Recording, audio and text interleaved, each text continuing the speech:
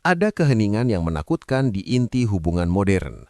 Ruang hampa di mana keinginanmu perlahan tercekik karena kamu dilatih untuk terlalu sopan, terlalu bersih, dan terlalu tidak berbahaya.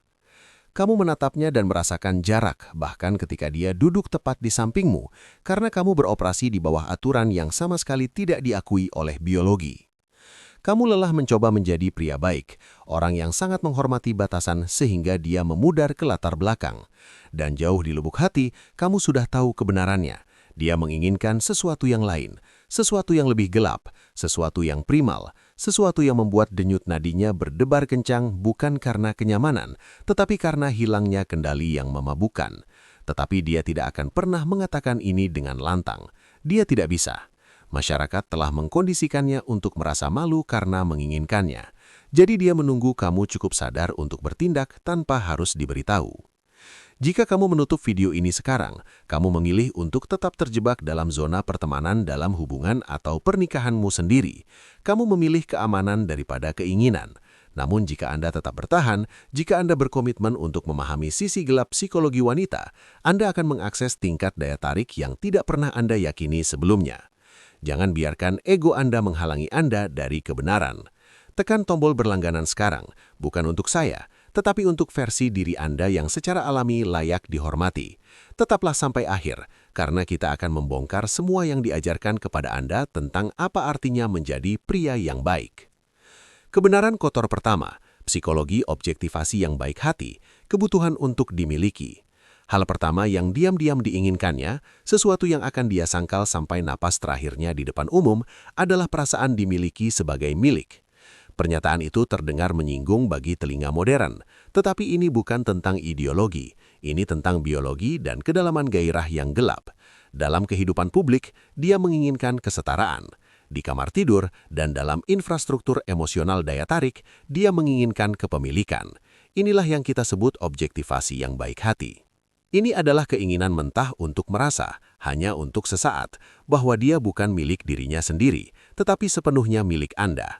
Ketika seorang pria berinteraksi dengan seorang wanita menggunakan rasa hormat yang konstan, meminta izin untuk setiap sentuhan, takut menyinggung, takut melewati batas, ia menghancurkan polaritas. Subkomunikasinya mengatakan, "Aku tidak yakin aku pantas untukmu." Dia ingin Anda melihatnya bukan hanya sebagai pasangan, tetapi sebagai objek hasrat Anda yang terfokus dan luar biasa. Ini terlihat melalui tindakan nonverbal. Ini adalah cara Anda memegang pinggangnya di depan publik, bukan meminta izin tetapi mengambil. Ini adalah cara Anda membimbingnya melewati keramaian. Ini adalah tatapan yang mengatakan, "Aku bisa melahapmu sekarang juga." Ini mengaktifkan respons keamanan biologis. Sepanjang evolusi, pria yang posesif dan dominan menandakan perlindungan, seseorang yang mampu membela sumber daya dan pasangannya dari ancaman. Ketika Anda membiarkan diri Anda mengobjektifikasinya di saat-saat birahi, Anda memberi sinyal testosteron dan kapasitas untuk kekerasan, yang secara paradoksal membuatnya merasa lebih aman daripada pria yang tidak berbahaya. Pria baik percaya bahwa pengendalian diri sama dengan rasa hormat. Pria yang diinginkannya memahami bahwa sentuhannya adalah klaim yang sangat ingin dia rasakan.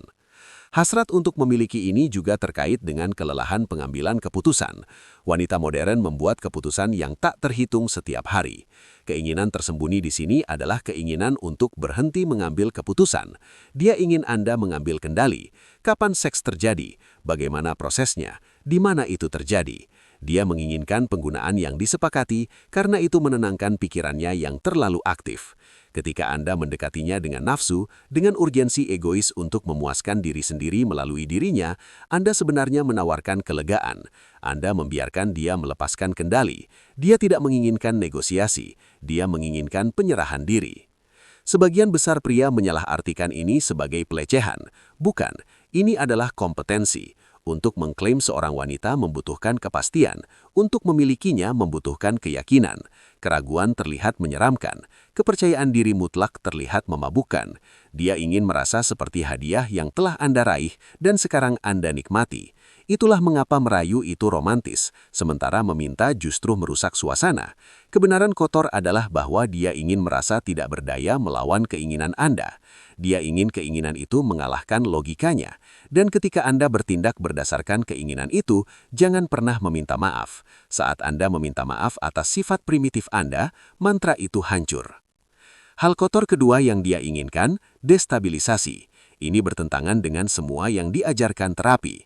Anda diberitahu bahwa dia menginginkan ketenangan, kepastian, dan stabilitas. Dia menginginkan itu untuk bertahan hidup, tetapi bukan untuk gairah. Kebenaran yang tidak nyaman adalah bahwa gairah tidak dapat ada tanpa kecemasan. Dia ingin Anda menjadi sumber ketegangannya dan solusi tunggal untuk itu. Ini berakar dalam penguatan intermiten. Ketika imbalan dapat diprediksi, minat memudar. Ketika tidak dapat diprediksi, obsesi terbentuk. Dia ingin Anda menjadi variabel yang tidak dapat diprediksi. Ini muncul sebagai penarikan perhatian tanpa peringatan. Dia ingin momen-momen jarak yang dingin.